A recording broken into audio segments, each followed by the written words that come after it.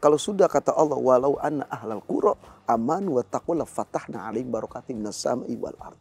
Artinya, Jadi kalau seandainya negara bangsa ini beriman dan bertakwa kepada Allah, maka Allah turunkan keberkahan.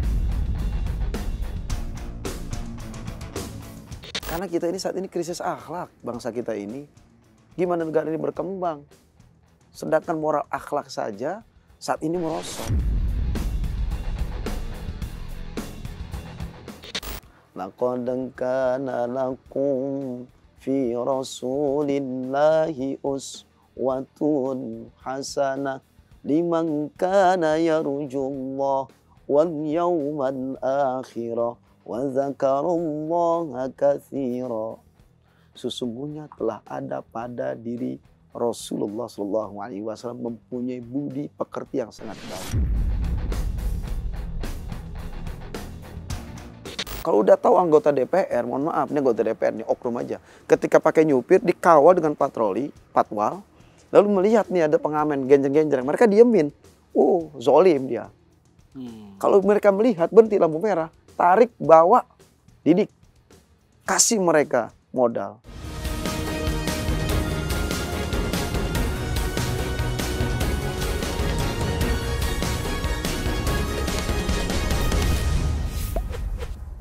oke, selamat malam pemirsa cumi-cumi.com dimanapun berada. Balik lagi kita ke spesial interview dan seragam saya masih yang ini. Ustadz juga ya? Sama dong. Ini sama. kita kalau di sinetron ini namanya continuity.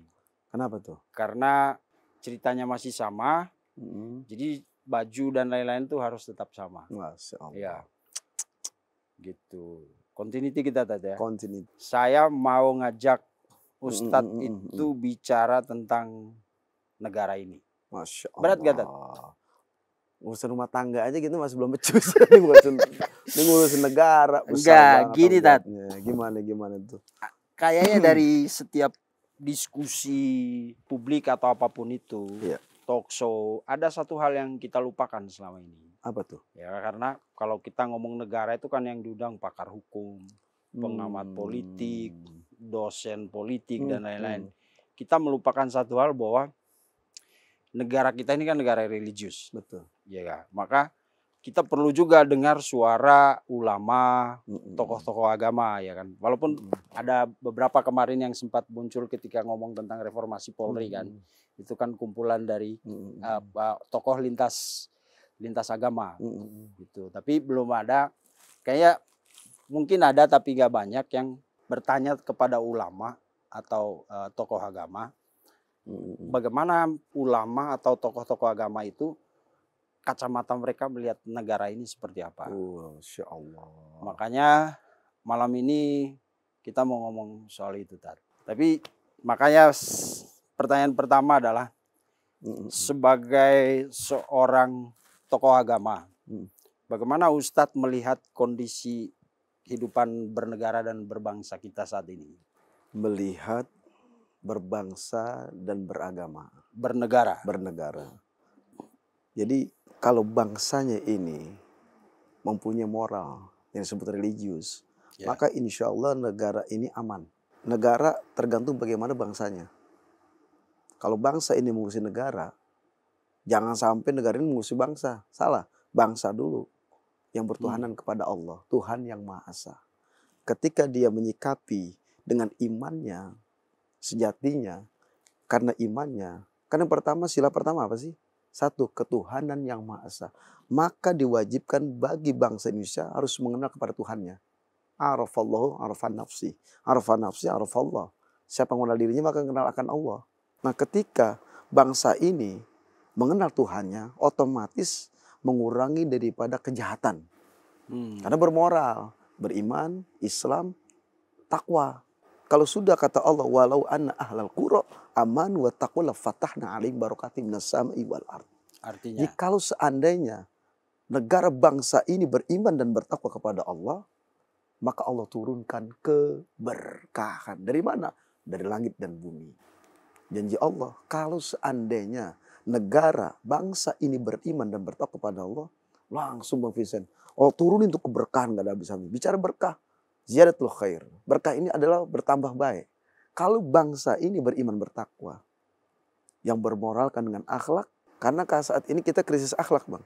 Pemimpin-pemimpin kita, bangsa-bangsa kita. Gimana negara ini punya marwah? Di negara-negara lain diinjak-injak harga diri kita kan. Kenapa? Krisis akhlak. Tapi kalau saya lihat pemimpin-pemimpin kita itu sholat juga, ada yang ke gereja, ke wihara, ya kan. Terus ketika Ramadan banyak yang bersedekah gitu. Kenapa Ustadz bilang kita itu krisis akhlak? Iya. Dari mana itu, Dad? Jadi gini, umat-umat zaman Nabi terdahulu, zaman Nabi Adam, Nabi Soleh, Yakub, Nabi Musa, Nabi Yahya, Nabi Zakaria, sampai Nabi Sulaiman dan Ibrahim, mereka mengajarkan umatnya itu bukan akhlak yang pertama, tauhid kepada Allah, mengenalkan dirinya kepada Allah supaya kaum-kaumnya itu tidak mengerti akan Allah, siapa yang menciptakan langit dan bumi, bukan bicara sholat. Jadi bicara tauhid dulu kepada Allah, tauhidnya kuat baru, karena perintah sholat pada saat itu belum diwajibkan. Hanya sholat tahajud saja. Nah makanya ketika saat ini adalah banyak orang yang, makanya Nabi, yang kedua Nabi Muhammad, khataman nabiyyin wal mursalin. Nabi Muhammad ini adalah utusan Allah yang menutup para nabi-nabi Allah. Makanya ada salah satu sampai Allah memberikan apresiasi dalam statementnya. Wa innaka la'ala khuluqin azim. Sungguh engkau ya Muhammad mempunyai budi pekerti yang sangat agung. Istimewa di hadapan Allah. Sampai Rasul pun mengatakan demikian. Innama bu'itsu liutamima makarimal akhlak. Sesungguhnya aku Rasulullah, aku ini diutus sama Allah menyempurnakan akhlak. Dengan akhlak otomatis insya Allah jadi aman negara kita ini. Aminatan. Menjadi aman negara ini sentosa berkah. Karena akhlak ini di atas segala-galanya Bang. Ada orang sholatnya rajin, tapi tidak menikmati khusyuan pada sholatnya. Korupsi juga dia. Belum dikatakan sholat. Sholatnya bagus, tapi sholatnya bagaimana? Khusyun kecuali orang yang khusyuk sholatnya. Orang yang sholatnya itu pasti terjaga dong. Dijaga dengan sholatnya, dia menjaga sholatnya. Ketika di luar dia sholat. Ketika di kantor dia sholat. Bukan seperti Allahu Akbar, bukan yang maksud itu. Ketika sholat di masjid, sudah ada ikrar di hadapan Allah, inna sholati wa nusuki wa mahyaya wa mamati lillahi rabbil alamin. Artinya sudah ikrar, sudah membaiatkan dirinya kepada Allah. Hidup dan matiku kuserahkan kepada Allah yang menciptakan langit dan bumi. Ketika khusyuk dalam sholatnya, maka di luar kantor pun dia harus sholat. Sholat di masjid bukan di masjid itu. Tapi ketika ada gerakan Allahu Akbar, sami Allahu liman hamid, i'tidal, tasyahud akhir, Assalamualaikum warahmatullah, Assalamualaikum warahmatullah. Bukan hanya sholat di masjid saja, di musola saja. Tapi setelah dia sholat, maka khusyukkan sholat itu selalu senantiasa. Kemanapun dia ada, dibawa sholatnya. Mustahil ketika sholatnya dibawa tidak akan terjadi yang namanya korupsi, pembunuhan, mabuk-mabukan, dan seterusnya. Kenapa sholatnya dijaga? Sangat berhati-hati. Orang yang sholat itu khusyuk di hadapan Allah. Waqfid janahaka lil mu'minin. Dia rendah hati. Dan tidak sombong, tidak sum'ah, tidak takabur. Menghargai orang lain, menghormati orang lain. Itu sholat. Gimana dia mau korupsi? Sedang dia menjaga sholatnya. Itu dikatakan sholat. Kadang-kadang orang diartikan sholat itu hanya sekedar di masjid Bang. Di musola. Tapi pengamalannya dia harus mengamalkan itu. Setiap takbir Allahu Akbar, ruku, i'tidal, sujud. Kenapa kita mesti sujud? Sholat itu. Pantat kita di atas, otak kita di bawah. Coba, ada filosofnya tuh. Apa itu? Ya otak kita, kalau seandainya sujud ke dunia, berarti yang lebih mulia otak kita apa pantat kita Bang? Nah ini, coba pikirin dah. Bayangin dah. Padahal saat kita berdiri, yang mulia mana? Pantat apa kepala? Mohon maaf lahir batin. Kepala. Kepala ini fungsinya duniawi ada di sini, ilmu ada di sini, nyari duit di sini, akal disebut. Ketika dia sujud, nggak ada apa-apa di hadapan Allah. Ibarat dunia ini seperti kotoran. Maka sujudkan diri kita kepada Allah. Nah, jadi ada makna yang tersirat dan surat dalam sholat. Tidak semata-mata dia sholat Allah selesai. Tidak hanya menggugurkan kewajiban doang. Menjalankan sholat, tapi menjaga sholat. Menjaga sholat itu lebih penting. Dan itu adalah orang-orang yang khusyuk di hadapan Allah. Kalau orang sholat nggak mungkin ada korupsi, pembunuhan. Hakim seadil-adilnya. Kalau hakim itu sholat, maka dia berhati-hati dalam kebijakan setiap perkara. Apalagi yang hakim diputuskan. Itu adalah wakil Tuhan katanya. Al-Hakimul Mubin. Hakim yang nyata. Sampai Allah tantang, apa hukmul jahiliyah yabgun wa ma'asanallah dan seterusnya. Apakah engkau memakai hukum jahiliyah? Ini kalau kita bahas ini politik loh. Maaf. Apa hukmul jahiliyah yabgun? Apakah engkau memakai hukum jahiliyah? Allah tantang, wa ma'asanallah, bukankah hukum Allah lebih baik? Ini kalau dijelaskan panjang. Demi negara, demi bangsa. Kalau pengen beriman bertakwa, ya tadi. Kalau sholatnya, keislamannya itu harus benar-benar khusyuk. Ya. Saya nggak tahu. Mohon saya dikoreksi nanti. Ya. Kan salah satu tiang atau pilar atau landasan untuk akhlak itu adalah niat, katanya. Benar gak? Apa? Niat. Niat, betul. Sampai akhirnya ada ina amalu bin niat. Hah? Apaan bang? Ina amalu bin niat. Cakep. Semua tergantung pada niat. Nah pemerintah kita itu kan. Salam dulu bentar. Ini salaman apa? Jadi kan pemerintah kita sudah menunjukkan niat yang baik. Betul. Kalau dilihat ada beberapa program yang menurut saya secara niat sih oke lah. Sudah menunjukkan niat yang baik. Misalnya program makan bergizi gratis. Cakep. Itu kan niat dia baik supaya anak-anak kita, generasi kita itu mereka mendapat asupan gizi yang baik. Jadi masa depan bangsa ini ada di tangan generasi muda yang memang secara lahir dan batin itu terpenuhi asupan gizinya. Cakep. Ya kan? Terus ada program sekolah rakyat yang gratis itu katanya. Masya Allah, ada program pemerintah luar biasa nih. Iya, jadi niatnya itu sudah bagus. Tapi kalau dilihat berita-berita belakangan ini kan banyak yang keracunan makanan gratis. Di mana tuh ya? Itu di daerah Jawa Jawa Barat kemarin banyak. Terus di luar Jawa juga banyak yang keracunan. Terus ada keluhan makanan yang gak bagus karena dananya banyak dipotong. Nah, ini salahnya di mana, Tat? Niatnya udah bagus nih, ya kan? Kan tadi ina amalu bin niat. Maafkan kalau salah lafal ya, Tat. Tapi intinya semua tergantung niat. Nah, niatnya udah baik nih. Negara kita niatnya udah baik nih. Ya, pemerintah udah punya niat kan. Salahnya di mana, Tat? Sebenarnya semua nggak ada yang salah, Bang. Semua bagus dengan program pemerintah, kebijakan pemerintah yang harus kita dukung. Karena niat pemerintah ini biar bangsanya ini biar cerdas, bergizi, biar sehat, biar pikirannya itu positif, biar pikirannya cerdas. Bagaimana tadi bicara pemuda, syubanul yaum rijalul ghad. Pemuda masa kini harapan yang akan datang. Coba bang, syubanul yaum rijalul ghad. Pemuda masa kini harapan yang akan datang. Berarti ada harapan buat negara ini bagaimana membina taful ummah yang disebut adalah bangsa, anak-anak muda. Jadi bukan hanya gizi saja bang, tapi bagaimana akhlak. Karena kita ini saat ini krisis akhlak bangsa kita ini. Gimana negara ini berkembang. Sedangkan moral akhlak saja saat ini merosot. Ironisnya seorang anak memperkosa yaitu memperkosa ibunya. Seorang anak ketika nggak diberikan uang jajan dan minta beliin motor nih. Masa belikan motor? Tiba-tiba orang tua kagak mampu. Akhirnya apa? Orang tuanya dibunuh bang. Kemudian anak muda dengan yang lain tawuran, pertikaian terjadi. Nah, mereka bergizi kok. Tapi harus hendaknya pemerintah ini melihat. Karena aset bangsa ini adalah aset negara ini bangsa. Karena bangsa ini harus menciptakan sesuatu keamanan, kenyamanan, ketenangan, kondusif buat bangsa dan negara kita ini. Nah kalau seandainya tidak ada moral akhlak, bagaimana negara kita pengen maju ke depan. Maju ke depan tapi akhlaknya merosot, tidak maju juga. Negara ini adalah mempunyai sesuatu nilai akhlak yang baik, yang disebut bangsa yang baik. Kalau bangsa yang baik di sini dengan akhlaknya insya Allah baik, cerdas, gizi sudah. Kita dukung tuh. Karena programnya sangat baik, bagus dengan masyarakat. Karena ngelihatnya mereka ini bukan hanya harus diberikan kepada rakyat. Nah, kalau rakyat ini diberikan gizi tapi moralnya tidak ada. Hanya gizi-gizi tapi gizi kenyangin dia sehat. Tapi kalau tidak sehat, hatinya tadi abang bilang innamal a'malu binniyat. sesuatu pekerjaan apapun, maka diawali dengan niat. Itu artinya, Bang.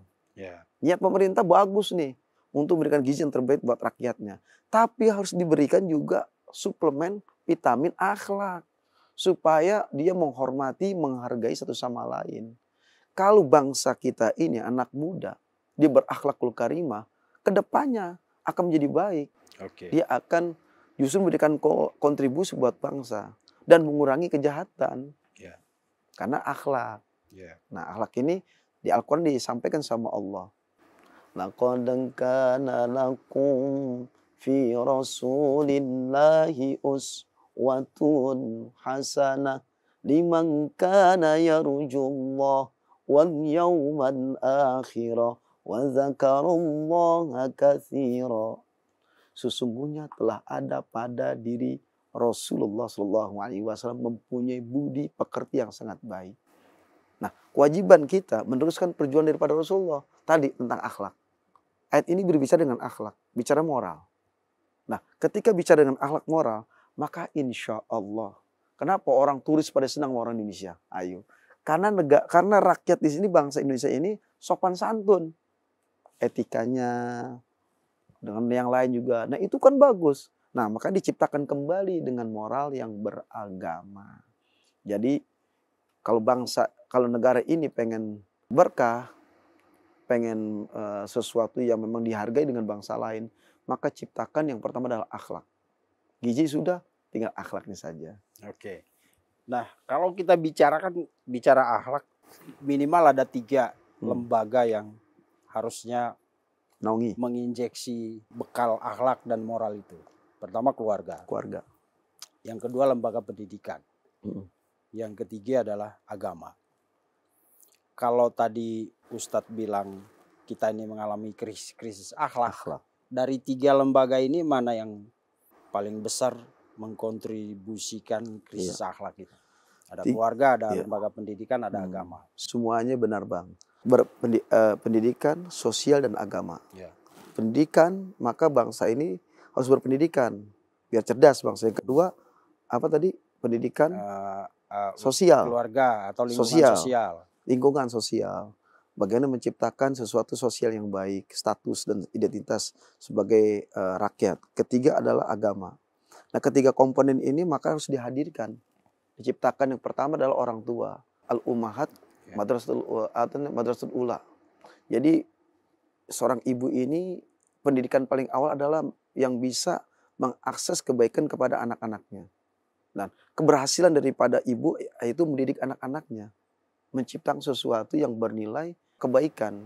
Contohnya, karena pendidikan paling kata Rasulullah, pendidikan paling awal adalah madrasatul ula. Ibu adalah pendidikan paling utama kepada anaknya. Tuh dengar tuh ibu-ibu.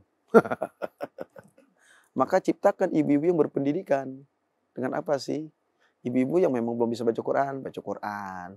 Yang belum pintar baca Injil, Taurat, harus diajarin. Karena semuanya itu kan demi kebaikan. Nah, ketika ini dihadirkan, agama ini diciptakan rumah tangganya, maka mustahil anak ini akan bisa membunuh satu sama lain. Gak ada korupsi. Pasti anak ini tumbuh sehat karena didikan sehat. Bukan gizi saja, tapi bagaimana menciptakan yang bermoral, berpendidikan, sehingga ketika dia bersosialisasi dengan masyarakat, maka mustahil dia tidak akan berani melakukan sesuatu yang memang bisa keluar dari koridor agama. Nah, pentingnya orang tua di sini adalah bagaimana menciptakan anak-anak, mencetak ini menjadi generasi Qurani yang berislami, menciptakan generasi Islam yang berqurani. Karena inna hadzal Qur'ana yahdi lillati hiya aqwam. Sesungguhnya Quran ini adalah petunjuk bagi kaum, hudal linnas, bagi manusia. Maka ayo semua ini kembali kepada nilai-nilai agama.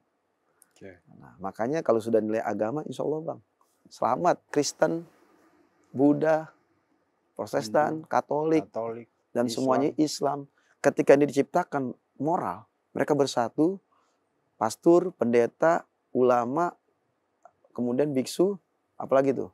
Nah, itu semuanya Hindu, Buddha itu harus, makanya hendaknya ada lintas agama berkumpul gitu untuk bicarakan bagaimana aset rakyat ini, aset anak muda ini dimunculkan.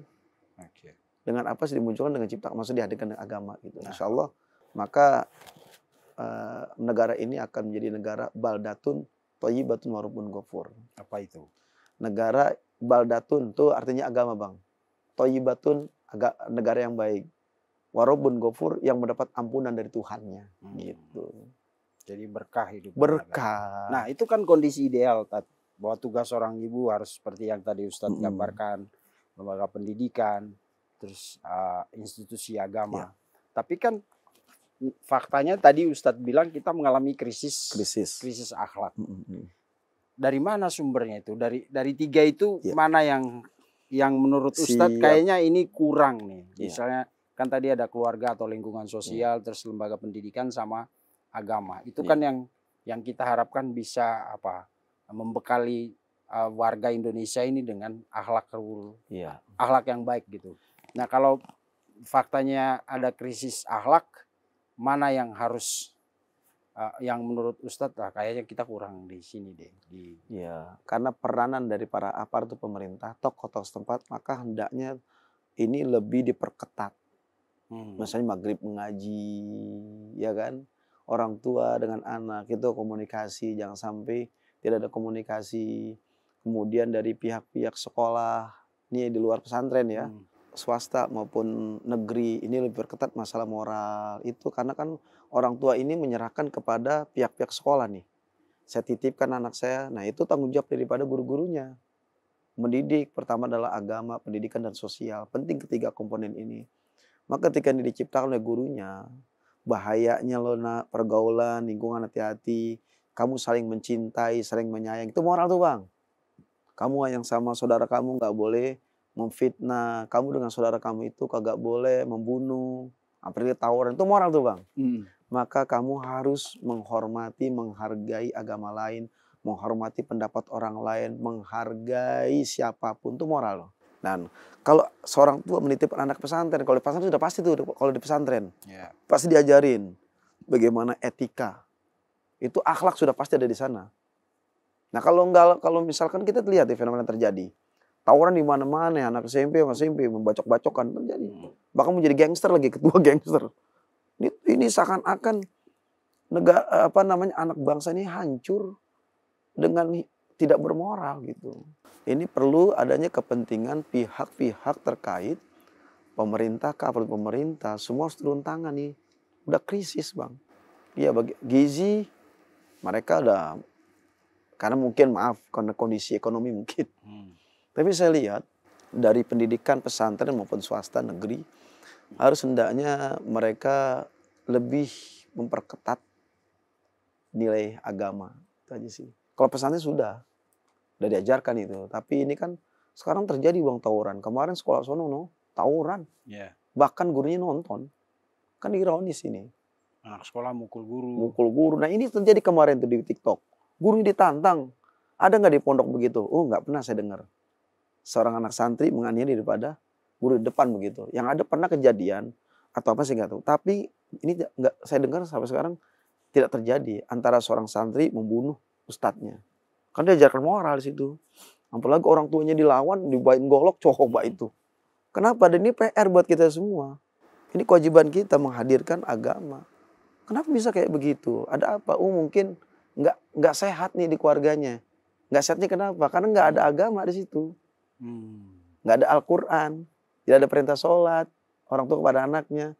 Disuruh baca Quran. Kemudian tidak disuruh bagaimana zakat, infak, sedekah. Islam dihadirkan. Islam mah banyak bang. Cuma Islam identitas KTP doang. Nah itu. Ya bagaimana, sedangkan pejabat-pejabat kita nih. Kan mereka melihat dong, PR, mereka tanggung jawab.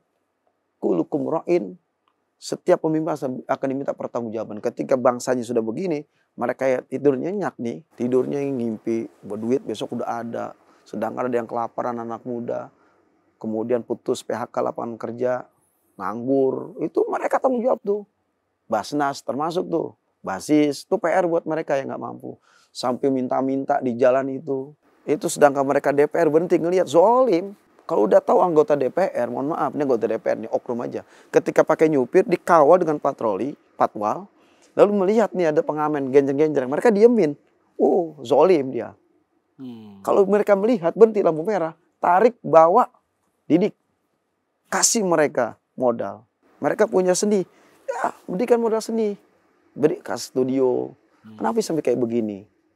Padahal mereka pejabat ngelihat, kalau saya pribadi ketika melihat, saya udah siang masuk, saya masuk. Saya sudah mengerjakan hal itu, Bang. Saya sudah ada mengerjakan itu. Jadi kita butuh orang-orang yang punya empati juga ya. Empati. Pejabat pakai mobil nih. Ini gajinya 50 juta nih. Sehari umpamanya.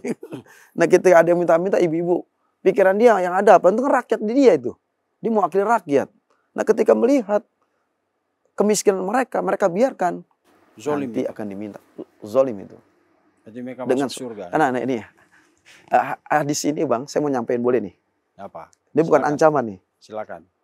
Kata Allah, kata Rasulullah, la yu'minu ahadukum hatta yuhibba li akhi ma yuhibba li nafsi. Kalian belum dianggap beriman seseorang di hadapan Allah sebelum orang beriman ini mencintai saudaranya seperti dia mencintai dirinya. Berarti konteks ayat ini moral, kasih sayang, perhatian. Sahabatnya rajin, tapi sama nafsi-nafsi. Apalagi dikasih berikan jabatan kedudukan yang mulia, tapi nggak muliain saudaranya, rakyatnya, padahal dia mewakili rakyat. Ambil, kasih modal. Ini fisabilillah, jihad dan Allah, memberantas kemiskinan. Tanggung jawab siapapun ketika diberikan amanat kedudukan, maka ketika ini terjadi banyaknya orang minta-minta di jalan, malah berpikir, ini sudah terorganisir. Oh ini udah begini, nggak, itu salah tuh. Ya. Betapa buruknya hati mereka, tidak ada qalbun salim. Berarti qalbun marid. Qalbun marid apa Bang? Marid tuh bahasa Arabnya marid, artinya penyakit. Berarti hatinya penyakit. Berarti dia penyakit dong Bang. Namanya Agus Marid. Itu merat dia. Oh, merat. Minggat maksud kerennya. Okay. Nah, kalau ada Bang 3. Qalbun salim, hati yang selamat. Hati yang sini ada 3. Boleh kita bahas ya? Terakhir kali. Qalbun salim artinya hati yang selamat. Artinya nggak dengki, nggak sum'ah, nggak takabur. Waqfid janahaka lil mu'min, dia rendah hati, menghormati, menghargai orang lain. Hati yang selamat, dia setiap saudaranya tersenyum dengan ramah. Assalamualaikum. Qalbun salim. Makanya assalam, salim, memberikan keselamatan. Selamatin saudara yang susah, kayakan dia. Nah hatinya ngedoain, nggak boleh benci. Ini misalnya saya ketemu kameramen nih, orang-orang punya nama nih. Saya bilang, mudah-mudahan ya orang ya digigit ular kobra, mati. Tadi tanya malaikat munkar nakir. Nah ada kebencian, malah tadi dibilang ada orang susah minta-minta, dibilang terorganisir, rapi. Ini udah begini, nggak boleh begitu. Kalau ngasih udah nggak ngasih, jangan hati, jangan dengki, kan gitu.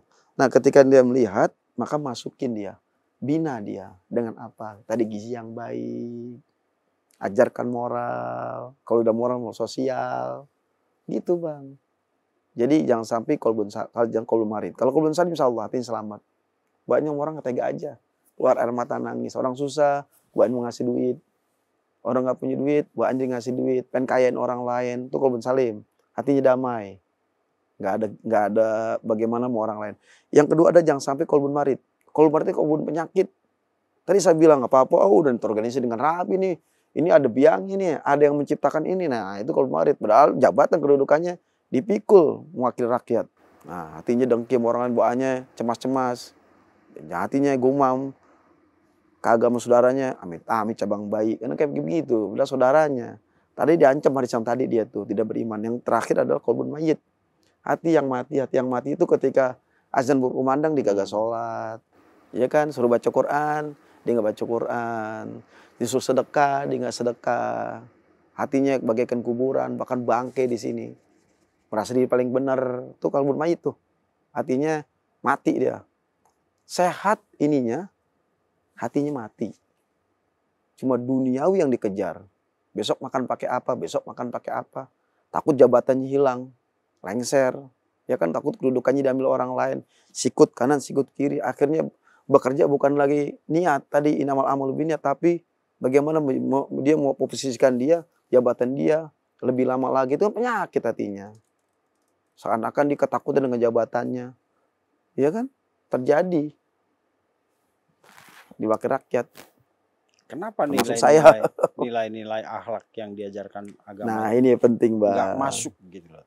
Makanya kan kita punya banyak masjid, banyak gereja, banyak wihara, banyak ustadz, ulama, pendeta, pastor yang kayaknya khotbahnya seperti yang tadi Ustadz sampaikan. Tapi Iya. kenapa nggak masuk gitu loh? Sebenarnya mereka nggak masuk, Bang. Kalau penyampaian khotib udah benar dia, penyampaian sesuai dengan syariat, agama, sesuai dengan Quran dan hadis. Namun mungkin jamaah ini khutbahnya nggak mantep nih, umpamanya. Pindah. Pilih-pilih ustadznya pilih nggak, kapan mau benar dia. Itu masuk khutbah dia pulang. Iya, ambil yang baiknya, buang yang buruknya. Benar katanya, belum sampai selesai didengerin ceramah, sendal dipilih, yang mana yang paling bagus. Ambil yang bagus, buang jelek, kayak sendal jelek. Bukan ambil isi yang khutbah yang bagus. baik yang diambil, sendal yang baik. Iya, padahal para ulama. Ini bercanda. Iya, Ya, padahal bercanda, peran ulama di sini sudah menyampaikan hal itu. Tergantung bagaimana individunya saja, oknum tersebut menerima atau tidak. Karena kan sudah disampaikan oleh alim ulama mengenai bagaimana pesan moral, akhlak di situ sudah disampaikan. Lagi-lagi kan setan banyak, Bang. Setan banyak kan sekarang bukan setan yang yuwaswis sudah jinati wanas. Setan kita apa musuhnya? Digital, Bang. Ya digital musuh kita apa emangnya? Sesuai dengan apa kalau oknumnya ini, si orang ini memanfaatkan era digital, itu manfaatnya jadi mengakses informasi yang baik, tapi kan banyak film porno ada di situ. Banyak mudaratnya juga ya. Iya, kemudian dengan AI bisa pelukan. Bang, benar terjadi nih. Ini gara-gara AI yang pulang diperiksa rupanya suaminya karena gak pernah gitu dibikinin nih sama temannya, pelukan dia. Pelukan abis. Wah, kamu gini-gini, udah saya demi Allah, demi Rasulullah, bukan saya itu, gitu bilang. Karena memang sang istrinya awam dengan teknologi, ngelihat di filenya itu dibuka, wah begini nih suami begini, habis. Ternyata AI. Iya, fitnah. Kan era fitnah sekarang. Zamannya fitnah. Disebut teknologi, fitnah ulama juga ada, fitnah teknologi, AI, siapapun orang bisa memeluk yang bukan mahramnya, nyiuman bibir bisa. Benar nggak? Benar. Teknologi canggih nggak? Nah, ini menjadi fitnah. Teknologi bisa menjadi fitnah buat kita. Dan sekarang adalah zamannya zaman fitnah. Fitnah ulama, fitnah umara, fitnah dari aparat pemerintah. Ini zaman fitnah. Saja karena fitnah, siap atau tidak siap, ini era fitnah. Kita harus terima fitnah itu. Oke. Lalu kalau lihat situasi negara kita sekarang, bangsa kita, ada banyak fitnah, terus tadi kita mengalami krisis akhlak juga, krisis moral. Ada gak Tat padanannya dalam sejarah Islam misalnya? Kan ada pembentukan komunitas, negara dan lain-lain kan. Di situasi kita sekarang itu hampir sama dengan situasi kapan gitu dalam sejarah itu? Ya, Quran ini artinya sangat relevan kepada semua manusia. Quran ini bukan milik umat Islam, Bang. Ya. Apa dalilnya? Wa nunazzilu minal Qur'ani ma huwa syifaa'un wa rahmatun lil mu'minin. Quran ini adalah obat, tapi bukan buat umat Islam aja, buat seluruh alam. Jadi ketika tadi bicara apa tadi? Lupa dah. Pernah nggak situasi yang kita alami sekarang tadi dialami pada masa pemerintahan siapa dulu? Makanya masa sebelum zaman Nabi sudah ada itu kezoliman, kemaksiatan. Jangankan setelah Nabi wafat, kemudian mereka bingung mencari umara, pemimpin, khalifah, siapa yang pantas. Lalu terimalah Abu Bakar. Abu Bakar aja padahal mereka hafal Quran, hafal hadis, mereka bermoral, tapi mereka justru pengen Ali aja. Ali ini dekat dengan Nabi dan turunan Nabi. Utsman aja. Nah, mereka ini kafilah ini mereka tidak setuju. Dan itu setelah wafatnya Rasulullah. Terjadi yang namanya siapa yang pantas menjadi amir, pemimpin. Sepakat Abu Bakar yang dekat dengan Rasulullah. Itu mereka hafal Quran sudah ada. Tapi Rasulullah sudah membentuk kajian-kajian. Sebenarnya disebut adalah majlis. Majlis itu tempat zikir. Hilaqul zikir, pertemuan zikir yang penuh dengan ingat sama Allah. Nah, ketika Rasulullah bagaimana membentengi sahabat-sahabat Nabi sudah ada. Kata Nabi, jaga Quran. Pesan Rasulullah menjadi hadis. Hadis itu arti berita. Hadis pakai fa, berita. Yang berita Rasulullah menjadi hadis kan. Tolong sampaikan kepada siapapun mengenai moral. Nah, mereka tuh ini Rasul di tengah. Ibarat ini Rasulullah, Bang. Dan ini dikelilingi oleh para sahabat. Ini taklimnya Rasul nih. Kelilingin. Nah, hebatnya Rasulullah, Kan nggak mungkin didengar oleh ribuan orang bang. Rasul sendiri, kan suaranya kecil tuh. Ini hebatnya Rasul punya mujizat. Rasul kalau kita ngomong bang, di ribuan orang kedengaran nggak tanpa speaker. Jam dulu ada nggak speaker? Mic, ada nggak dulu? Bang, ada nggak? Ada nggak dulu zaman Nabi? Tapi Rasulullah ketika menyampaikan sampai bang, itu dari ribuan orang itu. Kenapa sampai ini mujizatnya Rasulullah? Ketika lisannya menyampaikan, itu didengarkan oleh orang ribuan orang. Udah jaraknya jauh dia. Kedengaran hebatnya Rasulullah. Waktu nggak ada pengeras, nggak ada teknologi. Nah itu sama. Nah taklimnya Rasulullah mengajarkan, membina daripada sahabat-sahabatnya agar mereka pertama tauhid, yang kedua akhlak. Yang ketiga tidak boleh memutuskan silaturahim. Tidak boleh membunuh itu Rasulullah. Dan setiap akhir khutbah Rasulullah, inama ya'muru ibadallah inama ya'muru bil adli wa ihsan wa ita'i dzil qurba wal fahsya'i wal munkari wal baghi. Itu ada pesan, maka hakim harus adil, karena harus adil, hidup harus adil. Adil ini harus terapkan bangsa kita, Bang. Adil itu kan bukan sifatnya di hakim saja, Bang. Adil dalam apa? Kesejahteraan, adil dalam kemakmuran, adil dalam kekayaan, sudah diatur dalam konsep Islam. Adil, merata, adil dalam kebijakan, adil, seadil-adilnya diterapkan. Kalau seandainya keadilan ini diterapkan di bangsa negara kita, insya Allah sejahtera, amanah, dan berkah. Oke, luar biasa, Tat. Berarti memang masih panjang perjalanan kita. Sangat. Menuju Indonesia yang adil dan makmur. Nah itu, adil dulu Bang. Sejahtera, damai, sentosa. Amin. Masih panjang ya, Tat. Amin ya Allah. Terakhir, Tat.